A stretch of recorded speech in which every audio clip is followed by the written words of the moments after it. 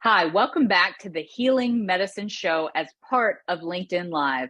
This is a show that provides a platform for health and healing professionals to grow in their understanding and practice of what it means to be a healer.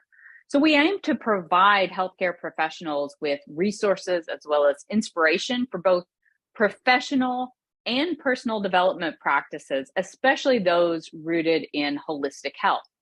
We really believe that the change in healthcare starts by focusing on the health and the healing of the healthcare provider. So if you have a colleague who might enjoy this show, please send them the link to share this newsletter and share this interview with them.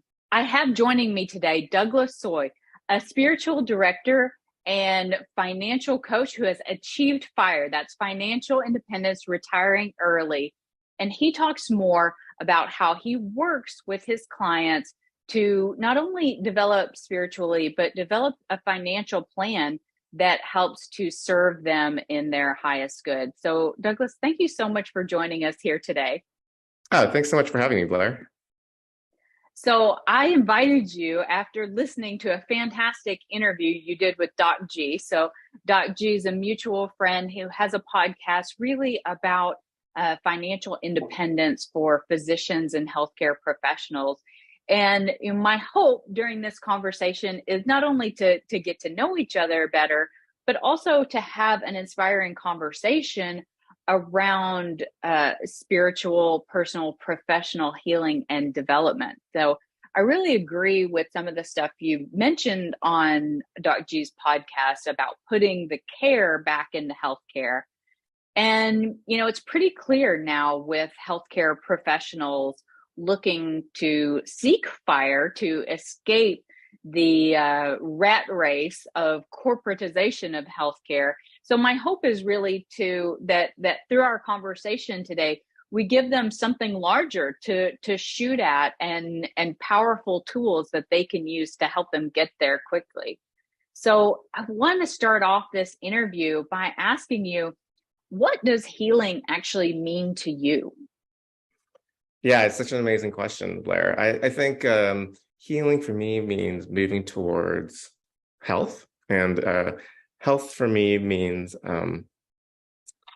it's not the absence of disease. It is a elevated state of well-being. And so healing is about moving towards an elevated state of well-being. And, it's not only just physically, like you can actually be in pain and have that elevated state of well-being. But it's the sense of, mental, emotional, community,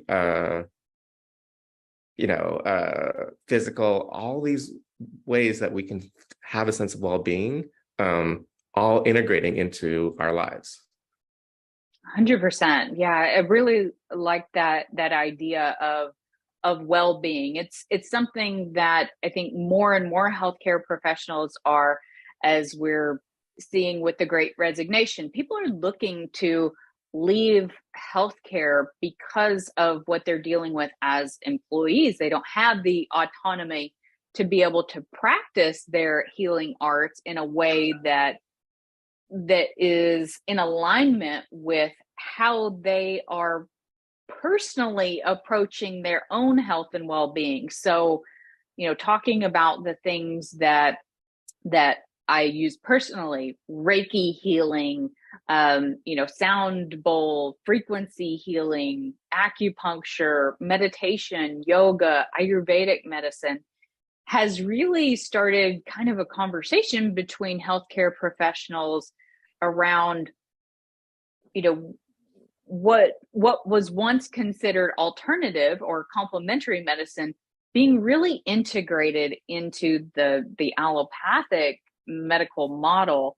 And I think it starts with the individual, right? So this sense of well-being, part of that can be tied to your work. So I want to hear a little bit about how, working with people to achieve FIRE and being a spiritual director, what is your journey? What does your path look like? So the quick story is when I was 22, I graduated from college, and the first job I got was at the Justice Department in Washington, D.C., and I made $25,000 a year. And I just felt rich because in college I was pretty poor. Um, and so I lived on $5,000 a year. And so my first year out of college, I made $25,000 a year and I spent 15. But $15,000 was literally 3 times more than I was spending the year before. Um, and so I just made a decision, and I can't really like go back and tell you why, but I made a decision right then and there that, financially, spiritually, environmentally, which is a big thing for me, if this was enough, and the sense of enoughness is what I really focus on in my spiritual direction practice. If this is enough, I was just drawing the line right here. And no matter how much money I would make in the future, I was just going to spend that much. So for the next 20 years, until I was age 42, I lived on about $25,000 a year and saved and invested the rest. And so I got laid off when I was 42, and I just looked up and I realized I took a workshop with Mr. Money Mustache, sort of the big leader in the financial independence movement, and JD Roth, Money Boss. And when I took the workshop with them, I was doing the math and I realized I had already done the thing they had told us to do. And so I just realized I was financially free. And I think the big jump for me was, I'm a child of immigrants. I was saving half my income. Like I was banking, like basically I was going to work 35 years. And for every year I worked, I was going to have a year of income. And I just didn't account for the miracle of compound interest. I mean, I knew it was existing, but I just didn't account for it. But, when I actually heard from Mr. Money Mustache, I just realized, oh, I actually have enough not to have to work again. And then I was free to do the thing I was supposed to do in life. Was that, I mean, quite frankly, is health, right? Yeah, I was about to say, was that freeing or was that terrifying? Like, I can imagine, like, when you have these money stories in your mind of a scarcity type mindset that, it's hard to figure out where is that line of enough. Yeah, I mean, I think everyone who hits financial independence goes through this moment of terror. Like, oh, I don't have to work anymore. What does my life mean now? But it's both like, it is both a challenge and it's the greatest opportunity for life. And I hope we get to talk about one's dharma in this interview. But like going and being able to fulfill your dharma, and like that sense of aliveness you feel when you're doing what you're supposed to be doing, is the opportunity you have when you don't have to. You're not compelled to work for money anymore. I love that. So yeah, let's go into it. What does that word dharma mean to you? I am not a Hindu scholar, but for me, dharma means, it means truth. It also means path.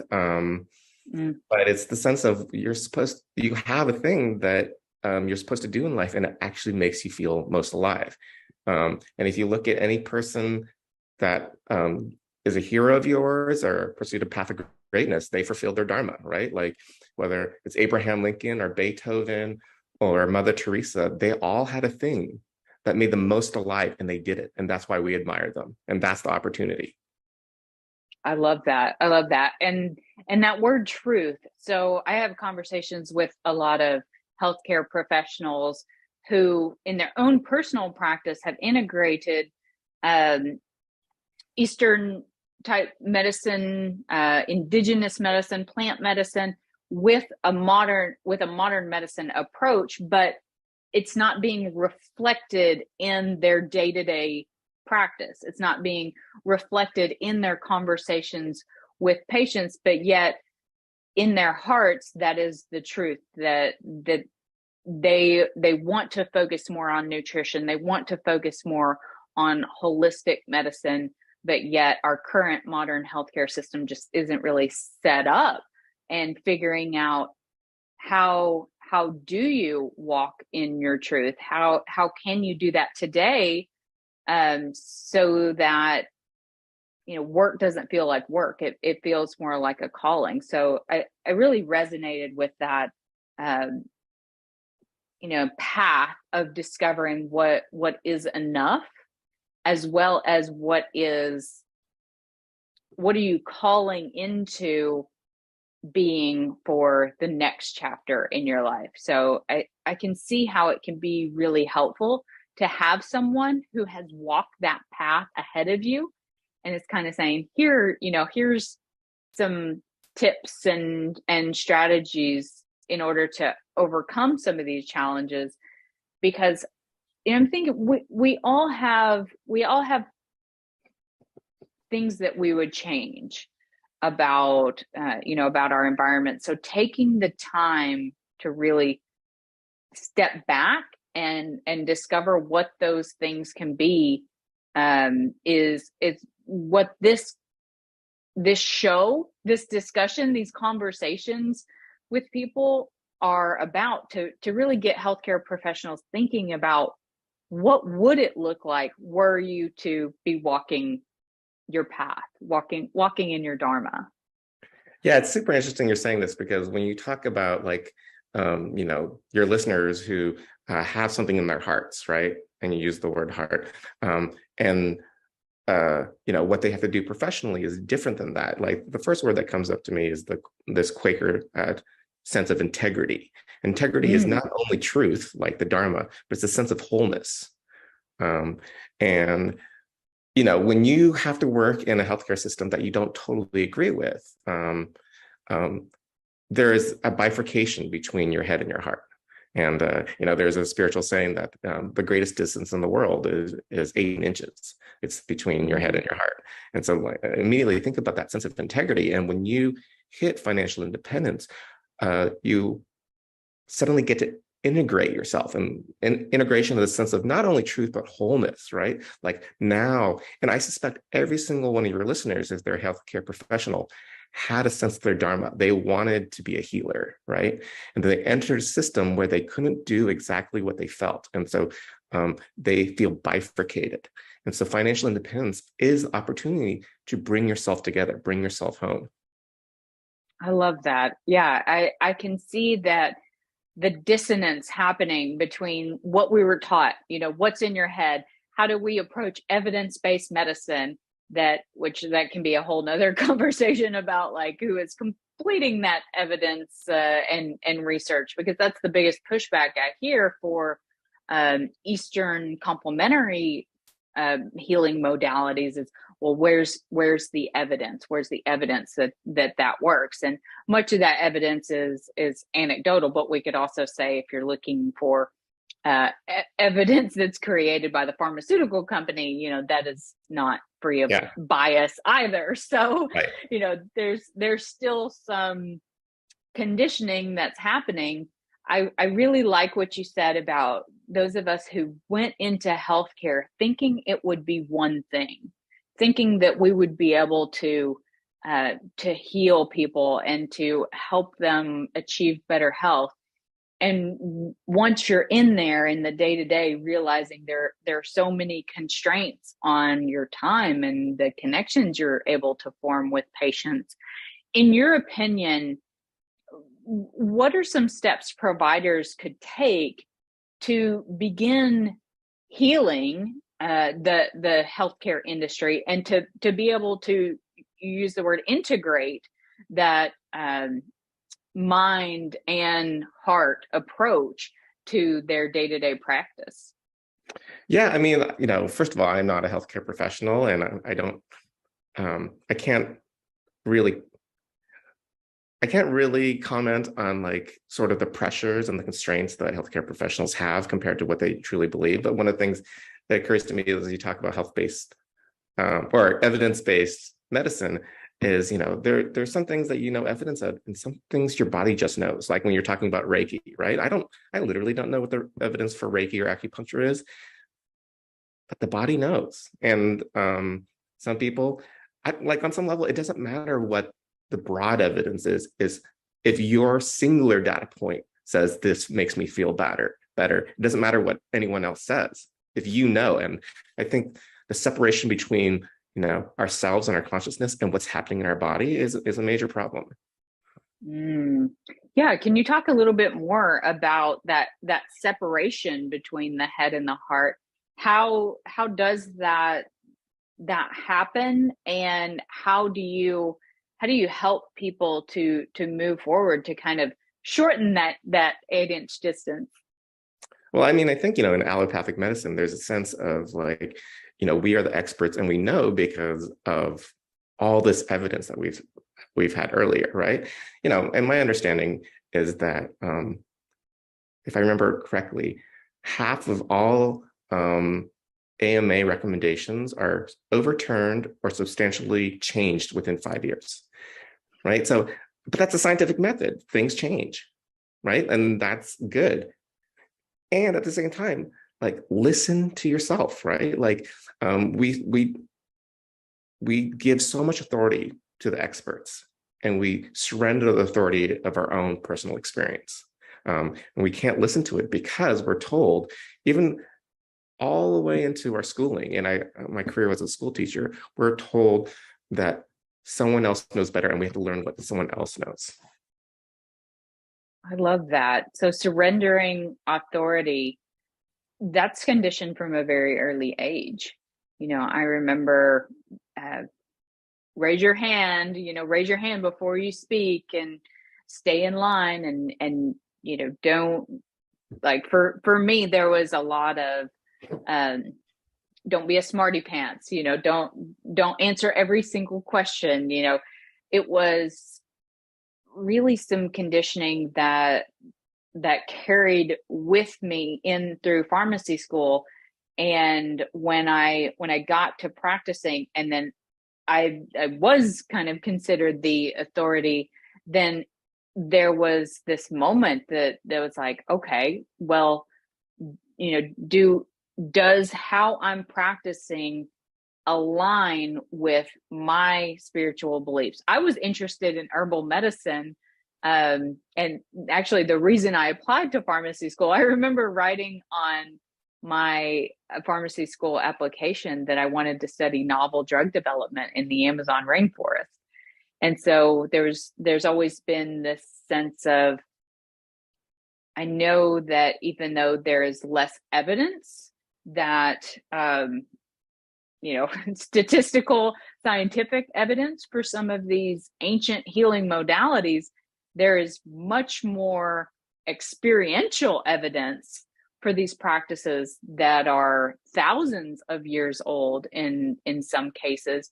And for me, a lot of my journey was getting back to looking at herbal medicine that's available here locally. So I'm in the state of Arkansas, so I've always been interested in plant medicine and healing modalities that you don't really think of as that a pharmacist would be interested in. And I think that there's this also rebranding that needs to take place in healthcare of what it is we actually do. We've kind of gotten off the rails, especially in pharmacy.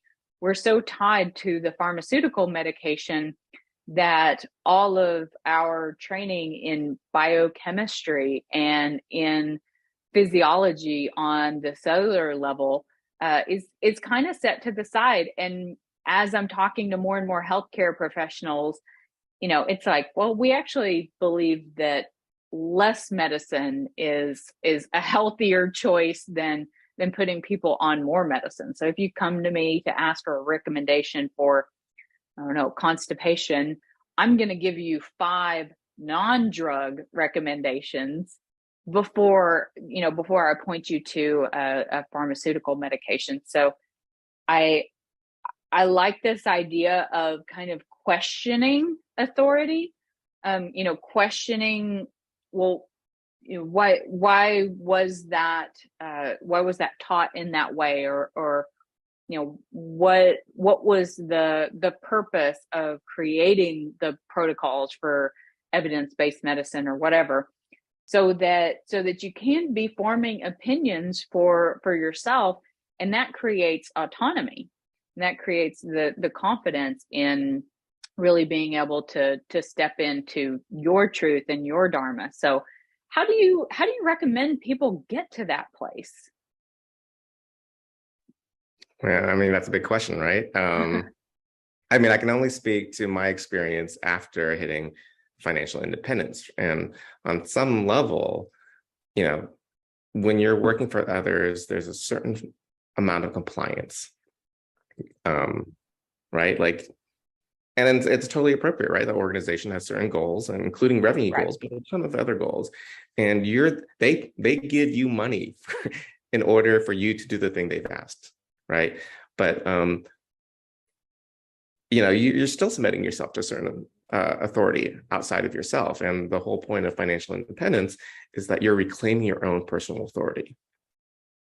And if you talk about health, having a sense of agency, like a sense of personal agency for yourself, there are very few things that are healthier than that. I love that. This idea of personal agency, I can see how when we embody that as the healthcare professional, and then we also help our patients feel that, like they feel that empowerment, I think. And so one of the biggest struggles that I've had in my career is working with patients who don't feel empowered to take control. They're, well, the doctor told me to take this medicine, and they didn't tell me anything else to do. So, I don't really know what else to do. Or there is not getting the answers that they're looking for. Maybe they're suffering from autoimmune disorders that, now we're seeing more and more. Those can be caused by inflammation at the cellular level, sometimes being caused by chronic stress.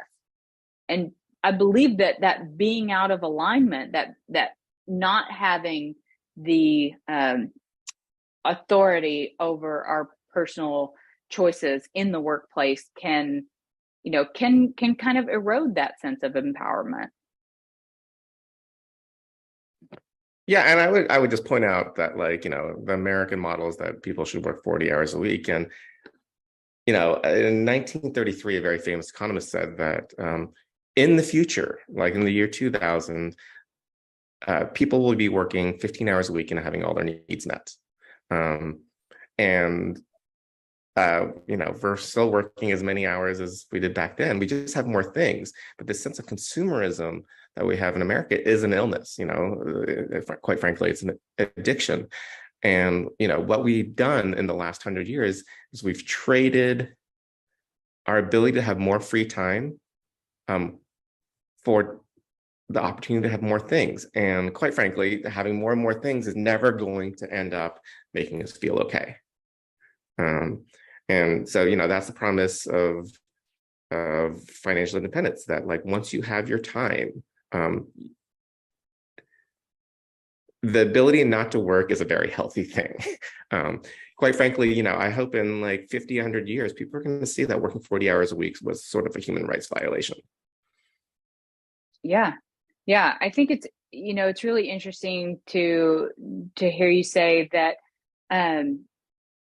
this ability to achieve FIRE, so financial independence, retiring early, opens up the door to have conversations about what is enough, what is consumerism, what are maybe some unhealthy habits that you have in your life around spending. So I know for me, I was kind of raised in a culture of, like, when we're bored, we go shopping, like retail therapy kind of. When you're sad, you eat, so yeah. I was raised in the South. So there's a lot of stories around food as comfort. And I think that a lot of times working to fill, if we do feel like there's something missing in our lives, trying to fill it with material goods, or fill it with food or alcohol or whatever that looks like, that's a great opportunity to step back and take a look at your life and really say, what are maybe some unconscious habits that I've adopted that are no longer serving me?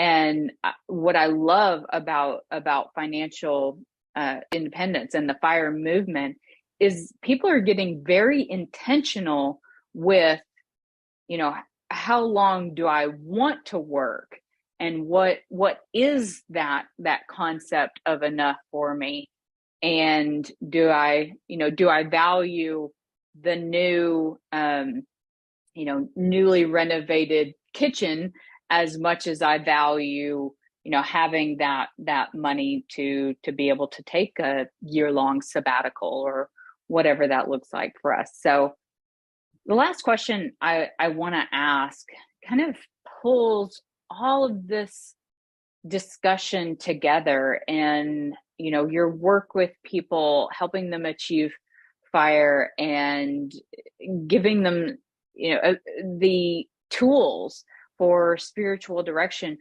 Why do you feel that it is important for individuals to be empowered and to really see themselves as healers?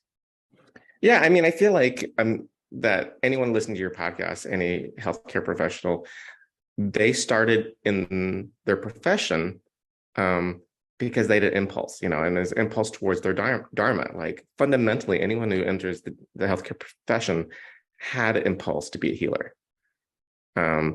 And so I think it's like, financial independence is this opportunity to go back to what you originally wanted to do, but in the way that makes you feel in integrity. And one of the first questions I ask, I teach financial freedom. I have a school of financial freedom, and the very first question I ask people is, what is wealth? And you get all these definitions of what wealth is. And it's like spending time with my family, or like being able to exercise or do yoga, or being able to garden, or being able to like pursue the things I most care about. And, the most interesting thing when I ask that question, what is wealth? No one says amount of money, right? Everyone has a sense of, I want time to do the things that I want to do.